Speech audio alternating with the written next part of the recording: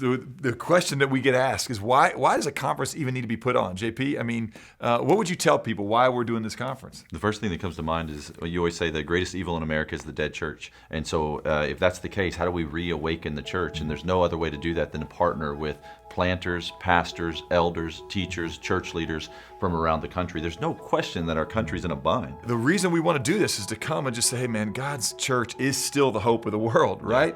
And when you take away the hope of the world becomes hopeless. We are not so arrogant to think that here at Watermark Community Church, we can solely awaken the hope of the world.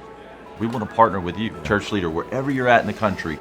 Hey, listen, we all made great sacrifices when we said, hey, we want to go into vocational ministry. And we know personally what it's like to get knocked down time and time again. And so there's a part of this where we say, hey, come here, recharge, remember why you went into ministry in the first place, be reminded, be inspired to go back so that you might inspire others. And then there's this other part where we're going to take the 120 plus ministries that are here and we're going to let you behind the scenes. Not that there's a proverbial curtain you need to walk behind, but everything we have is yours. We're going to open it up like this and saying, hey, how can we help you?